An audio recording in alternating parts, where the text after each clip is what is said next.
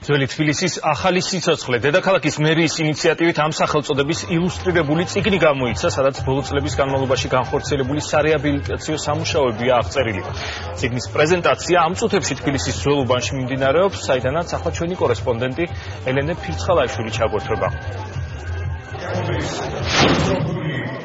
აბანოთ უბანში ლევქახევის ტერიტორიაზე წიგნის ძველი თბილისის ახალი სიცოცხლის პრეზენტაცია ამ წუთებში მიმდინარეობს. თბილისის მერიამ ბოლო წლების განმავლობაში ჩატარებული სარეაბილიტაციო სამუშაოები ერთ სქელტანიან კატალოგად გამოსცა. კატალოგში შევიდა სულ ძველი თბილისის ისტორიული 330 შენობის ძველი და ახალი იერსახე. ახლა ლევქახევში შეკრებილი არის 300-ზე მეტი სტუმარი და სწორედ მათთვის მოხდა დოკუმენტური ფილმის პრეზენტაცია, რომელიც ასევე ასახავდა ბოლო წლების განმავლობაში თბილისში განხორციელებულ სარეაბილიტაციო სამუშაოებს. სტუმრებს მთელი საღამოს განმავლობაში ჰქონდათ შესაძლებლობა დაეთვალიერებინათ თბილისის მერიის ბოლო მნიშვნელოვანი პროექტი, რომელსაც ძველი თბილისის ახალი სიცოცხლე ქვია.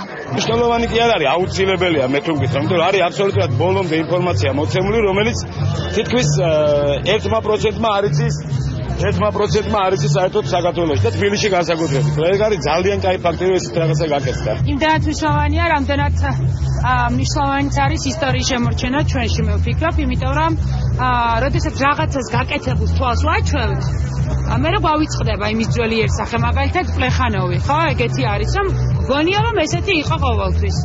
ეს იმიტომ ვთქვი, რომ ჩემი ფავორიტია ამ ახალ პროექტებში და არა მხოლოდ ის, ისევე როგორც ხიდი და კიდე ბევრი სხვა ისეთი მნიშვნელოვანი. ვფიქრობ, რომ ძალიან კარგია თუ ყველას ექნება სახში, იმიტომ რომ ნახოთ როგორი იყო და როგორი გახდა.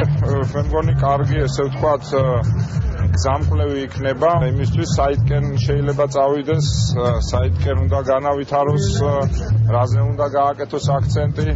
თუ შეცდომა იყო, რაზე რომ ის შეცდომა აღარ გაიმეორეს, ამიტომ ამ თვალსაზრისით მე მგონი არა მარტო თავისთავადი ღირებულება აქვს, რომ ადამიანებს ჰქონდეს შესაძლებლობა შეადარონ რა იყო და რა არის, არამედ მომავლისთვის კარგი სახელმძღვანელო იქნება. გადაწყდა, რომ ყოველივე ამ რეაბილიტაციის პროცესების შესახებ ყველაფერი თავმოყრილიყო და ასახულიყო ერთ წიგნში და ეს ყველაფერი როგორც თანამედროვეებს, ისე გადასცემოდა მომავალ თაობებს.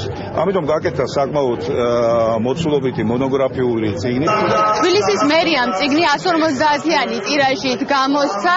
ის ხელმისაწვდომი ნებისმიერი დაინტერესებული პირისთვის ქვეყნის ყველა ბიბლიოთეკაში იქნება.